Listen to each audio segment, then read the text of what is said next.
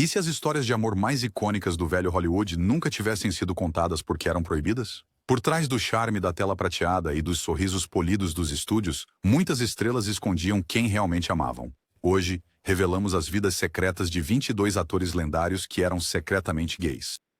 Fique atento. Essas verdades ocultas mudarão para sempre a forma como você vê Hollywood. Rock Hudson. Quando Rock Hudson atravessava a tela prateada, o público não apenas assistia, mas desmaiava.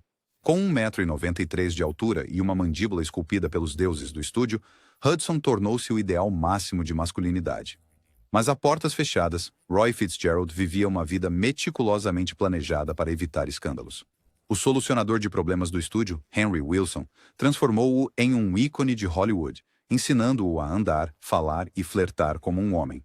Quando a revista Confidential ameaçou expô-lo, um casamento encenado com Phyllis Gates salvou temporariamente sua carreira. Sua mansão em Malibu tornou-se um refúgio para uma vida dupla. Festas glamorosas com a imprensa durante o dia. Encontros íntimos com surfistas e artistas à noite. Elizabeth Taylor, sua confidente, uma vez comentou que ele tinha uma risada mais suave do que qualquer atriz que ela já conheceu. O diagnóstico público de AIDS de Hudson, em 1984, quebrou a ilusão de que o galã de Hollywood era invencível e heterossexual. Seus anos finais o humanizaram mais do que 1000 papéis no cinema jamais poderiam. Nas margens de um roteiro antigo, ele rabiscou: "Não vou me desculpar pela vida que me deixa respirar." Em uma época em que ser gay poderia destruir uma carreira, Rock Hudson ousou respirar. Montgomery Clift. Montgomery Clift não apenas atuava, ele implodia emoções no filme. Seus olhos assombrados, e de aqui à eternidade, falavam de guerras mais profundas do que o roteiro jamais insinuou. Monty, como seus amigos o chamavam, chegou a Hollywood com a determinação do teatro de Nova York e uma recusa em jogar os jogos de relações públicas. Ele recusou clubes de fãs, evitou romances de palco e passou mais tempo com dramaturgos e fotógrafos do que com estrelas. Elizabeth Taylor tornou-se sua amiga mais próxima e ocasionalmente sua cúmplice. Ela o chamava de Bessie May, e eles sussurravam segredos entre as cenas. Mas por trás daquela intensidade magnética estava um homem sucumbindo sob segredos. Sua sexualidade, sussurrada entre os círculos da indústria, era uma verdade que ele nunca ousou expressar publicamente. Um acidente de carro quase fatal, em 1956, deixou seu rosto alterado e sua determinação desmoronando. O verdadeiro dano, diziam os amigos, era interno. A colisão entre a vida que ele queria e a que Hollywood exigia. Após sua morte, surgiu um ensaio póstumo. A coisa mais triste que conheço é amar em silêncio. A mais feliz também. Em seu silêncio, Monty redefiniu a vulnerabilidade para uma geração. Sua verdade nunca foi manchete, mas permanece em cada close angustiado. Tab Hunter. Tab Hunter era o sonho americano dos anos 1950 em movimento. Cabelo descolorido pelo sol, sorriso totalmente americano e uma jaqueta de atleta direto da fantasia. Mas a Warner Brothers não fazia ideia do que fazer quando as colunas de fofoca descobriram seu segredo. Após ser preso em uma festa cheia de dançarinos homens, os chefes do estúdio agiram rapidamente. A solução deles, um romance falso com Natalie Wood. Tab sorria nos tapetes vermelhos, enquanto se apaixonava silenciosamente por Anthony Perkins. O casal patinava, após a meia-noite nos bastidores dos estúdios e trocava cartas de amor escritas entre as filmagens. Mas Hollywood não tinha um roteiro para um amor como o deles. As memórias de Tab, Confidential, levantaram o véu décadas depois. Nelas, ele revelou ataques de pânico, a dor de esconder e seu cavalo de estimação chamado Harlow, o único que não se importava com quem eu beijava. Quando o livro chegou às prateleiras em 2005, Tab tinha esperado 50 anos para se assumir. Ele escreveu, falou e sorriu para sair das sombras. Finalmente, seu momento de protagonista veio não na tela, mas na verdade. Anthony Perkins. Anthony Perkins aterrorizou o público como Norman Bates, mas o verdadeiro horror estava no silêncio que consumia sua vida pessoal. De fala mansa, reflexivo e dolorosamente tímido, Perkins encontrou refúgio na arte e em romances discretos com outros homens, mais notavelmente Tab Hunter. O caso deles foi breve, mas intenso e condenado por publicitários que disseram a Perkins que até mesmo um sussurro poderia arruinar seu futuro. Então Tony namorava atrizes diante das câmeras enquanto secretamente encontrava amantes no Central Park à noite. Hitchcock uma vez o defendeu astutamente para a imprensa. Ele permanece no personagem, nunca traz garotas para o set. Perkins eventualmente casou-se com a fotógrafa Barry Berenson e teve 2 filhos. Mas seus diários privados, publicados após sua morte por AIDS em 1992, revelaram a dor que nunca o deixou. Ele ainda sonhava com a risada de surfista de Tab. O garoto da porta ao lado de Hollywood tinha vivido atrás de portas trancadas a vida inteira. Portas que nem mesmo Norman Bates ousaria abrir. George Nader. George Nader tinha a aparência de um ídolo de matinê. Queixo quadrado, sorriso radiante e uma bondade que o diferenciava da postura machista de outras estrelas dos anos 1950. A Universal o via como o herdeiro de Rock Hudson, e por um bom motivo. Eles compartilhavam não apenas um estúdio, mas um segredo. Ambos os homens eram geridos por Henry Wilson, que construíram carreiras enquanto guardavam vidas privadas com ameaças sussurradas e romances falsos. Quando o escândalo surgiu, na década de 1950, Wilson supostamente sacrificou a ascensão de Nader para proteger Hudson, vazando fofocas para proteger seu cliente mais rentável. George nunca se recuperou profissionalmente, mas na vida real, ele prosperou. Ele viveu abertamente com seu parceiro, Mark Miller, e seu Doberman, organizando brunches de fim de semana tão acolhedores que até os insiders cínicos saíam sorrindo. Em 1978, Nader publicou Chrome, um romance de ficção científica com uma história de amor gay, um dos primeiros do gênero. Já perdi uma carreira por causa de rumores, ele disse. Por que não ganhar uma nova com a verdade? George Nader nunca se tornou um nome conhecido, mas se tornou algo mais duradouro. Um revolucionário silencioso, que amou abertamente quando isso ainda tinha um preço. Van Johnson. O charme totalmente americano de Van Johnson iluminou os anos 1940 como um cartaz de títulos de guerra. Com sardas e um sorriso de menino de couro, ele era o garoto de ouro da MGM. Mas fora das telas, sua história estava longe de ser uma fantasia saudável. Após um acidente de carro em 1943 quase matá-lo, surgiram rumores sobre seu companheiro de recuperação, o ator Keenan Wynn. Para acabar com os boatos, Johnson casou-se com a ex-esposa de Wynn, Eve Abbott, no que os insiders mais tarde descreveram como um casamento de conveniência arranjado pelo estúdio. A própria Abbott admitiu que Louis B. Mayer orquestrou tudo. Van desempenhou o papel diligentemente na imprensa, posando como um marido perfeito. Mas nos bastidores, seus relacionamentos mais próximos eram com dançarinos e decoradores bonitos, incluindo o colega de quarto de longa data, Charles Boswell. Em Palm Springs, eles viviam tranquilamente. Johnson referindo-se a Boswell com um piscar de olhos como meu cozinheiro e confidente. Nos anos 1970, quando perguntado sobre os rumores, Van respondeu com um sorriso. Sardas escondem uma infinidade de segredos.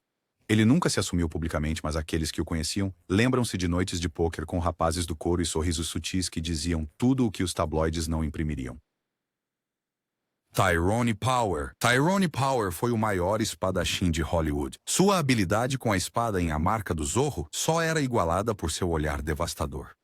Mas além das comparações com Errol Flynn e das acrobacias publicitárias do estúdio, Power levou uma vida cheia de verdades sussurradas. Seu tempo nos fuzileiros navais o apresentou a relacionamentos profundamente codificados.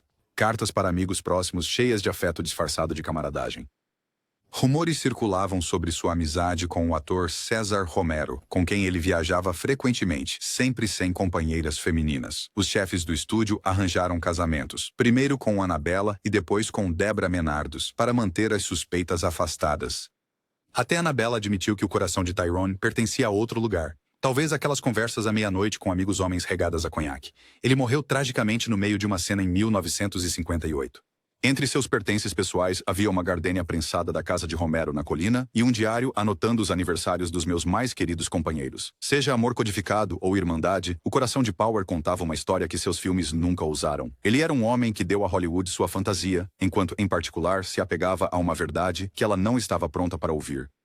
James Dean. James Dean não andava, ele tempestava. Um borrão de rebeldia, ambiguidade sexual e juventude trágica, Dean tornou-se uma lenda antes de se tornar um homem. Mas por trás desse mito havia uma alma frágil e extremamente reservada. Antes de ser famoso, Dean viveu com o diretor de rádio mais velho Rogers Brackett, alimentando rumores de um mentorado que também era um relacionamento. Ele foi visto entrando furtivamente em teatros de repertório descalço, ensaiando com dançarinos homens para pesquisa. Em público, ele namorava Pier Angeli, pelo menos nos papéis do estúdio. Mas quando ela se casou com outra pessoa, Dean ficou sozinho do lado de fora da igreja, fumando, à vista dos paparazzi. Talvez ela amasse o Jimmy Mito, ele diria. Não o Jimmy Bagunça. Após seu acidente fatal de Porsche aos 24 anos, um cofre revelou poemas assinados com iniciais masculinas e uma fotografia dele beijando outro homem nos bastidores. O colunista de fofocas Joe Hyams mais tarde confirmou que Dean admitiu ser bissexual durante uma confissão regada a álcool em Nova York. Dean nunca se rotulou. Por que eu deveria me importar com o que as pessoas pensam? Eu não vou viver para sempre, ele disse. Ele disse, e ele não disse, mas sua sombra é grande porque os rótulos nunca importaram. Apenas o fogo interior. Raymond Burr. Antes de Raymond Burr comandar o tribunal como Perry Mason, ele criou toda uma história de fundo, completa com uma esposa, um filho e uma viuvez trágica. Nada disso era verdade. Repórteres descobriram mais tarde que não havia registros de casamento, nem certidões de óbito. Apenas uma série de histórias criadas para proteger sua vida real. Na realidade, Burr passou mais de 3 décadas com o ator Robert Benavides, um homem que conheceu no set de Perry Mason e nunca deixou. Juntos, cultivaram orquídeas, administraram uma vinícola e compraram uma fazenda de 4.000 acres. Burr temia outra demissão em Hollywood. A RKO supostamente o dispensou anos antes devido a suspeitas sobre sua sexualidade. Então, ele cobriu sua vida com ficção para preservar sua carreira. Após a morte de Burr em 1993, Benavides finalmente saiu das sombras, apresentando-se nas degustações da vinícola como parceiro de Ray. Escondida entre as vinhas estava uma orquídea híbrida especial chamada Phalaenopsis roberta, uma homenagem ao amor que não ousava falar em voz alta. Os roteiros de Burr eram dramas de tribunal, mas sua verdadeira história era sobre devoção silenciosa em um mundo ainda não pronto para testemunhá-la. Richard Chamberlain. Richard Chamberlain fez a América suspirar como Dr. Kildare, o galã da televisão do início dos anos 1960. Com suas maçãs do rosto impecáveis e voz suave como um sussurro, ele se tornou o rosto da masculinidade contida. Mas fora das telas, Chamberlain vivia uma vida de segredo calculado. Os tabloides frequentemente especulavam sobre seu status de solteiro, especialmente quando ele se retirava para sua propriedade no Havaí com o ator-produtor Martin Habet. Os dois compartilhavam uma vida longe dos paparazzi, chegando a co-estrelar como amantes em Alan Quatermain e A Cidade Perdida do Ouro. No entanto, quando a revista The Advocate o revelou em 1989, Chamberlain entrou em pânico, negando a verdade por medo de repercussões na carreira. Só em 2003, e em suas memórias, Shattered Love, que ele finalmente deixou a luz do sol entrar. O armário é um caixão sufocante, ele escreveu. Eu precisava de luz do sol. A confissão de Chamberlain tornou-se um ponto de virada para estrelas no armário, que antes temiam que a honestidade acabasse com suas carreiras. Ele não apenas atuou em épicos, ele viveu e no ato final, ele escolheu a autenticidade. Farley Granger. O charme de Farley Granger era juvenil, irreverente e sempre a um piscar de olhos da travessura. Os fãs de Hitchcock lembram-se dele de Pacto Sinistro, mas o verdadeiro fascínio de Granger vivia além das telas. Lançado à fama aos 21 anos, ele se viu equilibrando atrizes para publicidade e dramaturgos por prazer. Uma noite poderia ser Shelley Winters. Na seguinte, Leonard Bernstein. Mas foi o escritor da Broadway Arthur Lawrence quem capturou seu coração e seu espírito.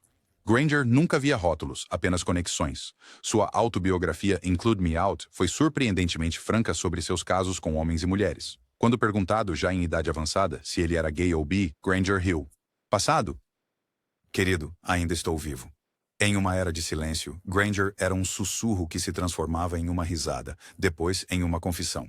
Ele desafiou o armário não com grandes declarações, mas vivendo honestamente uma história de amor de cada vez. Anthony Perkins e Tab Hunter. Seus nomes apareciam separadamente nos letreiros, mas por trás da fachada do estúdio, Anthony Perkins e Tab Hunter viveram uma história de amor para a qual Hollywood não estava preparada. Apresentados pelo diretor Joshua Logan, as duas jovens estrelas, um introspectivo, o outro jovial, se apaixonaram em um mundo que exigia que fingissem tudo. Patinando pelos estúdios e trocando monólogos em tons sussurrados, eles esculpiram uma alegria secreta. Mas a pressão quebrou o conto de fadas. O agente de Perkins avisou que a exposição arruinaria sua carreira. Tab foi forçado a encontros de alto perfil com Natalie Wood. Mesmo depois que o romance terminou, nenhum dos dois esqueceu. Perkins mais tarde se casou. Hunter escreveu uma autobiografia, mas eles nunca escaparam da órbita um do outro. Perkins morreu em 1992. Hunter se assumiu em 2005. O capítulo final? Uma fotografia surgiu uma vez. 2 jovens nas sombras, sorrindo ligeiramente fora de foco. O amor, ao que parece, pode ecoar mais alto quando não é dito. William Haynes. Antes de William Billy, Haynes se tornar um dos maiores sucessos de bilheteria de Hollywood na década de 1920, ele já vivia abertamente com o amor de sua vida, o ex-marinheiro Jimmy Shields. O estúdio adorava seu charme espirituoso na tela, mas entrou em pânico quando sua vida fora das telas virou manchete. O magnata da MGM, Louis B. Mayer, exigiu que ele entrasse em um casamento de fachada. Haynes recusou. Já sou casado, brincou ele, com o homem que está esperando em casa. E assim, sua carreira terminou. Mas Billy não desapareceu. Ele se reinventou. Ele se tornou um dos designers de interiores mais procurados em Hollywood, transformando propriedades para Joan Crawford, Ronald Reagan e inúmeras estrelas. Quando agressores anti-gays atacaram sua casa em 1936, Billy e Jimmy os enfrentaram com mangueiras de jardim e coragem. Joan Crawford uma vez os chamou de o casal mais feliz da cidade. Eles ficaram juntos por quase 50 anos. No funeral de Billy, Crawford segurou a mão de Jimmy e sussurrou: "Vocês dois venceram o sistema." Muito antes do termo existir, William Haynes era assumido e orgulhoso. Sal Mineo. Sal Mineo partiu corações como o problemático Plato em Juventude Transviada, um papel estranhamente próximo de sua própria vida. Fora das telas, Sal lutava com sua sexualidade em uma Hollywood que recompensava segredos. Ele era profundamente apaixonado por James Dean, e suas anotações no diário falavam de falas perdidas e corações acelerados toda vez que Dean olhava em sua direção. Os publicitários o emparelharam com Natalie Wood, mas ela mais tarde admitiu que seus encontros eram apenas uma cobertura mútua. Nos anos 60, à medida que seu status de ídolo adolescente desvanecia, Mineo corajosamente assumiu papéis que refletiam sua verdade. Em Fortune in Men's Eyes, ele interpretou um prisioneiro gay confrontando tabus que outros evitavam. Hollywood não recompensou sua honestidade, puniu-a. Sua carreira estagnou. Ele se voltou para o teatro independente e projetos de paixão, inspirando-se na literatura e na vida gay. Então, em 1976, a tragédia aconteceu. Voltando do ensaio, Sal foi esfaqueado fora de seu apartamento em West Hollywood. Relatórios iniciais assumiram um crime de ódio. A verdade, um roubo, fez pouco para diminuir a perda simbólica. Sal Mineo não era apenas um garoto perdido de Hollywood. Ele foi um pioneiro que escolheu a honestidade em vez da fama fácil. Clifton Webb. Clifton Webb definia o termo elegante. Com sua língua afiada, ternos sob medida e a mãe, Maybelle, sempre por perto, ele irradiava a elegância de um solteiro tanto na tela quanto fora dela. O público o adorava em Laura e Papai Batuta, onde seus personagens frequentemente refletiam seu perfeccionismo na vida real. Mas por trás do humor mordaz e da postura perfeita, havia uma vida cuidadosamente vivida além do alcance do público. A sexualidade de Webb era o segredo mais mal guardado de Hollywood. Noel Coward uma vez o convidou para a Riviera Francesa. Clifton recusou, citando ensaios. Quando a MGM sugeriu um romance de palco, ele respondeu secamente: "Minha querida, o único par para mim é a própria sociedade." Ele nunca se casou, nunca negou, nunca confirmou. Seu humor afiado protegia um mundo privado cheio de companheiros masculinos próximos, fofocas regadas a martini e noites tranquilas cuidando de seu jardim. Quando ele morreu em 1966, Mabel o seguiu logo depois, como se seu propósito tivesse terminado. Em uma cidade que negociava ilusões, Clifton Webb permaneceu um enigma, mas suspeita-se que ele preferisse assim: Cary Grant. Cary Grant não era apenas uma estrela de cinema, ele era a estrela de cinema. Sofisticado, espirituoso, incrivelmente bonito e sempre um pouco perfeito demais para ser verdade. Nascido Archie Leach, ele compartilhou uma casa de praia em Santa Mônica com o colega ator Randolph Scott por mais de uma década. As colunas de fofocas apelidaram-na de Bachelor Hall, publicando fotos alegres deles com aventais combinando, grelhando bifes. Os executivos do estúdio rangiam os dentes. Hedda Hopper uma vez perguntou quando ele se casaria. "Quem disse que eu não sou casado com Randolph?" Ele retrucou. Os publicitários reescreveram a citação. Seguiram-se múltiplos casamentos arranjados, mas as ex-esposas, mais tarde, admitiram que Scott era a verdadeira constante. Cartas de Grant para Scott surgiram após sua morte, cheias de piadas internas, memórias de praia e uma receita de coquetel chamada Dois Solteiros Apaixonados. Ele nunca se assumiu, nunca se definiu. Todo mundo quer ser Cary Grant. Ele disse uma vez: "Até eu quero ser Cary Grant." Talvez o maior papel que ele já tenha interpretado foi ele mesmo disfarçado, Rudolph Valentino. A morte de Rudolph Valentino em 1926 provocou uma histeria em massa. Mulheres desmaiaram, homens choraram. Milhares se alinharam nas ruas de Nova York para vislumbrar o caixão. Mas por trás da imagem de amante latino estava um homem constantemente perseguido por rumores. Seu primeiro casamento terminou sem consumação.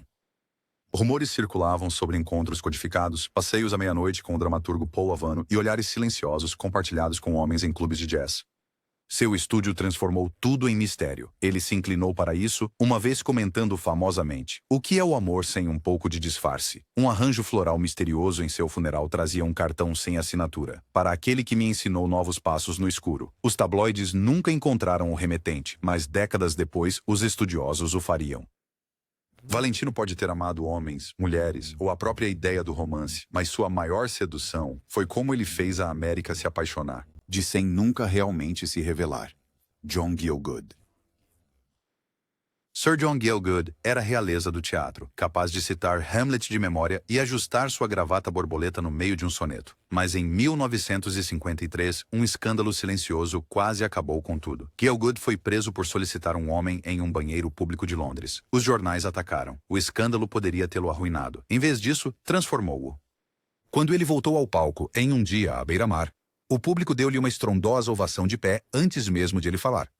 Os aplausos trouxeram lágrimas aos seus olhos e resiliência à sua alma. "Eu nunca vou ao banheiro agora", ele brincou mais tarde. "Posso encontrar críticos." Gielgud nunca mais se escondeu. Ele viveu discretamente com seu parceiro, o gerente de palco Martin Hensler, e encheu seus anos com antiguidades, cartas recheadas de fofocas e cartões de Natal com Shakespeare usando chapéus de Papai Noel. Na vida posterior, o dramaturgo Alan Bennett disse que a aprovação de Gielgud colocou o selo de tolice na lei. Ele permaneceu perspicaz, espirituoso e orgulhosamente ele mesmo, prova de que até um cavaleiro poderia se recuperar de um escândalo com graça. Paul Lynde. Paul Lynde iluminava os quadrados de Hollywood como uma bola de discoteca de piadas rápidas e alfinetadas. Sua risada era inconfundível, sua entrega cirúrgica. Por trás do humor, porém, havia um homem lutando com a solidão de viver atrás de uma máscara. Uma tragédia de 1965, quando um companheiro caiu da varanda de um hotel em São Francisco, o assombrou por anos. A imprensa farejou, mas nunca expôs completamente. Paul se referia aos bares gays como encontros sociais da igreja e nomeou todos os seus Golden Retrievers de Harry. Quando um provocador o chamou de insulto em um clube no início de sua carreira, Lynde respondeu com uma piada tão feroz que a sala explodiu em risadas. Ele aprendeu cedo a usar o humor como arma, a se esconder atrás dele. Em A Feiticeira, ele interpretou o tio Arthur com uma precisão tão extravagante que os espectadores ou riam ou adivinhavam, e raramente ambos. Ele nunca se assumiu oficialmente, mas seus amigos mais próximos conheciam a dor por trás do estilo espalhafatoso. Quando ele morreu aos 55 anos, Peter Marshall lamentou: "Paul deu risadas ao mundo e manteve as lágrimas nos bastidores." Danny Kaye. Danny Kaye era o bobo cinético de Hollywood, dançando, cantando e saltando para o estrelato musical com uma alegria de rosto elástico. Mas nos bastidores, sussurros o seguiam. Diários de Noel Coward e histórias de Vivien Leigh sugeriam uma conexão profunda, talvez até romântica, com Sir Laurence Olivier. Os dois homens compartilhavam quartos de hotel durante as turnês da Unicef e frequentemente se reconectavam em Londres sob o pretexto de trabalho de caridade. Kaye, casado com a compositora Sylvia Fine, continuava sendo um pai dedicado, mas nunca abafou os rumores. "Um boato", ele disse uma vez, "é apenas uma história que ainda não encontrou seu desfecho." Sua persona extravagante no palco não era uma atuação, era uma extensão. Ele flertava com identidade, normas de gênero e romance, tudo através do timing cômico. Sua pegadinha favorita era invadir orquestras, reger uma peça e desaparecer antes que o maestro retornasse. Quando perguntado mais tarde sobre os boatos de Olivier, ele sorriu. "Doce, simples e repetitivo, como minha música Inchworm." Danny nunca rotulou seu coração. Ele deixava a música fazer isso. Laurence Olivier.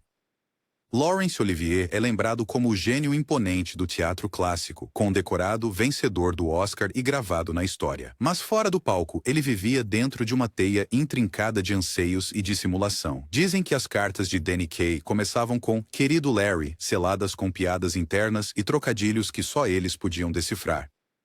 Amigos lembram das frequentes visitas de Olivier a salões amigáveis aos gays e saraus de poetas, onde a máscara da sociedade caía com o primeiro gole de conhaque. Durante a Segunda Guerra Mundial, ele liderou uma unidade de cinema chamada, de forma jocosa, A Defesa do Reino e outros clubes do Bolinha. Seu casamento com Vivien Leigh era real, embora volátil, mas até ela era franca sobre seus afetos não convencionais. Quando perguntado sobre rumores persistentes, Olivier desviou. "Um verdadeiro ator desnuda sua alma no palco. Por que se despir em outro lugar?" Suas memórias deixaram pistas, mas nenhuma confirmação. Apenas esta observação astuta. O mundo todo é um palco, e as plateias estão sempre cheias de rumores. A maior atuação de Olivier pode ter sido aquela pela qual ele nunca recebeu aplausos. Greta Garbo. Os olhos de Greta Garbo foram uma vez descritos como a maior paixão da câmera, mas por trás desse mistério estava uma mulher que se escondia não da fama, mas da expectativa. Ela disse à imprensa: "Eu quero ficar sozinha." Na verdade, ela queria ficar sozinha com as mulheres que amava. A socialite Mercedes de Acosta, a atriz Lilian Tachmann e até Marlene Dietrich sussurravam pelas margens de suas cartas. A MGM protegia sua imagem como uma joia da coroa, proibindo entrevistas, encenando fotos acidentais de compras com homens e até apagando seu nome das colunas de escândalos gays. Garbo apareceu em um baile de máscaras em 1933 vestida de smoking e dançou apenas com mulheres. Ela nunca se casou. Suas cartas de amor, seladas com violetas prensadas e apelidos carinhosos, falavam muito. Após a aposentadoria, ela caminhava pelas ruas de Nova York com um trench coat e um beret, entrando em cinemas de arte como um fantasma. Quando um fã a avistou e gaguejou: "Você é Greta Garbo", ela sorriu. "Shh, querido, não vamos começar uma cena." E desapareceu na noite. Ela nunca precisou dizer. Ela vivia isso. Em uma cidade construída sobre ilusões, esses atores encontraram maneiras silenciosas de viver sua verdade, entre as cenas, atrás das cortinas ou escondidos em cartas de amor nunca enviadas. Sua coragem não era barulhenta, mas perdurou. Porque mesmo em segredo, o amor deixa pegadas, e as sombras douradas de Hollywood estão cheias delas.